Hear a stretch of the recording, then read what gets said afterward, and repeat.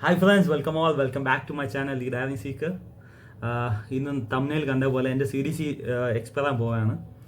ഇനി 2-3 മാസത്തിൽ എൻ്റെ സി ഡി സി എക്സ്പയർ ആവും. സോ ബിഫോർ എക്സ്പയറിങ് ഞാനിത് റിന്യൂ ചെയ്യാനുള്ള ആപ്ലിക്കേഷൻ ഓൺലൈൻ കൊടുത്തായിരുന്നു. അപ്പോൾ അതിൻ്റെ വീഡിയോ ചെയ്തില്ല. അപ്പോൾ അത് ചെയ്തത് പ്രകാരം ഒരു 10 ദിവസം കഴിഞ്ഞ് എനിക്ക് ബൈ പോസ്റ്റ്, ഇന്ത്യൻ പോസ്റ്റ് എനിക്ക് അവർ ഇതിൻ്റെ റിന്യൂവൽ സ്റ്റിക്കർ അയച്ചിട്ടുണ്ടായിരുന്നു. അപ്പോൾ ഈ സ്റ്റിക്കർ എങ്ങനെ നമ്മുടെ ഇന്ത്യൻ സി ഡി സിയിൽ പേസ്റ്റ് ചെയ്യുന്നതെന്നാണ് ഈ വീഡിയോയിൽ കാണിക്കുന്നത്. So friends, I'm not going to waste your time. Let's go and see how I'm going to paste. Yeah, let's go.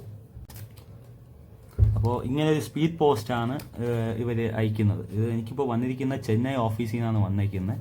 ഇത് സ്പീഡ് പോസ്റ്റാണ്, ത്രൂ സ്പീഡ് പോസ്റ്റാണ് അവർ അയക്കുന്നത്. ഇതിനകത്ത് വേറെ ഒന്നുമില്ല, ഞാൻ ഓൾറെഡി പൊട്ടിച്ചായിരുന്നു, നിങ്ങൾക്ക് വേണ്ടി ഒന്നുകൂടെ കാണിച്ചു തരാം. ഇതിനകത്ത് ഈ ഒരു സ്റ്റിക്കർ മാത്രമാണ് ഇതിനകത്ത് വരുന്നത്. ഇതിനകത്ത് വേറെ ഒന്നുമില്ല, എം ടി ആണ്. ഈ സ്റ്റിക്കറിൽ വേറെ ഒന്നുമില്ല.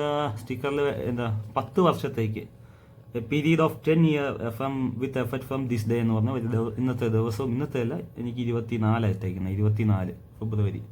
അപ്പോൾ 24 മുതൽ 10 വർഷത്തേക്കാണ് റിന്യൂ ആയി വന്നിരിക്കുന്നത്.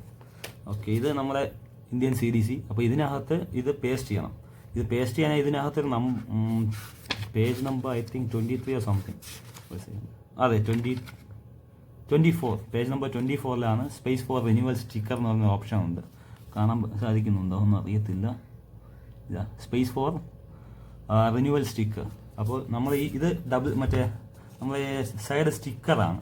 ഇതിങ്ങനെ ഇങ്ങനെ വലിച്ചെടുക്കാൻ സാധിക്കും. ഇങ്ങനെ എടുത്തതിന് ശേഷം അത് ഈ സ്പേസിൽ നമ്മൾ പേസ്റ്റ് ചെയ്യണം. അത് ഞാനിപ്പോൾ പേസ്റ്റ് ചെയ്ത് കാണിച്ചു തരാം. ഞാനിപ്പോൾ ഫസ്റ്റ് നമ്മളെല്ലാം കറക്റ്റാണ് നോക്കി അലൈൻ ചെയ്തതിന് ശേഷം ഒട്ടിച്ചു കഴിഞ്ഞാൽ പിന്നെ തിരിച്ചെടുക്കാൻ പറ്റത്തില്ല. എടുക്കാൻ പറ്റുമോ അറിയത്തില്ല. ബെറ്റർ നമ്മൾ എടുക്കാതിരിക്കാൻ വേണ്ടി മാക്സിമം നോക്കാം.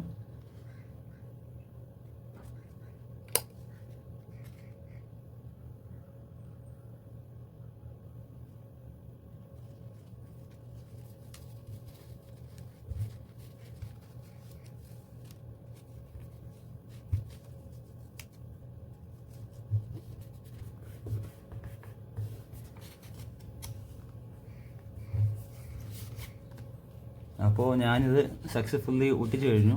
ഫസ്റ്റ് അറ്റംപ്റ്റിൽ തന്നെ ഒട്ടിച്ചു കഴിഞ്ഞു. വലിയ പാടുള്ള പണിയൊന്നുമല്ല, ജസ്റ്റ് കറക്റ്റ് അലൈൻ ചെയ്ത് ഒട്ടിച്ചാൽ മാത്രം മതി. അപ്പോൾ ഇങ്ങനെ ഒട്ടിച്ചതിന് ശേഷം ഇങ്ങനെ ഇരിക്കും. അപ്പോൾ നമ്മുടെ സി ഡി സിയുടെ ഫ്രണ്ട് പേജെല്ലാം പഴയ ഇത് തന്നെയാണ്, അതിൽ വേറെ മാറ്റവും കാര്യങ്ങളൊന്നുമില്ല. ഫ്രണ്ട് അതുപോലെ തന്നെ ഇരിക്കുന്നത്. പക്ഷേ ഇതിൽ നമുക്ക് മാറ്റമുള്ളത് ഈ 24ാമത്തെ പേജിൽ ഒരു സ്റ്റിക്കർ വരും. ആ ഒരു സ്റ്റിക്കർ മാത്രമേ നമ്മൾ ഒട്ടിക്കുന്നുള്ളൂ. സോ നമ്മളെ പേസ്റ്റിംഗ് കഴിഞ്ഞിരിക്കുന്നു. ഇത് ഓക്കെ ഫ്രണ്ട്സ്, അപ്പോൾ എല്ലാവർക്കും നമ്മുടെ വീഡിയോ ഇഷ്ടമായി എന്ന് പ്രതീക്ഷിക്കുന്നു. എല്ലാവർക്കും എങ്ങനെ C D C sticker, renewal sticker എങ്ങനെ പേസ്റ്റ് ചെയ്യേണ്ടതെന്ന് ചെറിയൊരു ഐഡിയ കിട്ടിയെന്ന് പ്രതീക്ഷിക്കുന്നു. ആൻഡ് എല്ലാവർക്കും വീഡിയോ ഉപകാരപ്രദമായി എന്ന് പ്രതീക്ഷിച്ചുകൊണ്ട് see you next video friends. Bye bye, take care.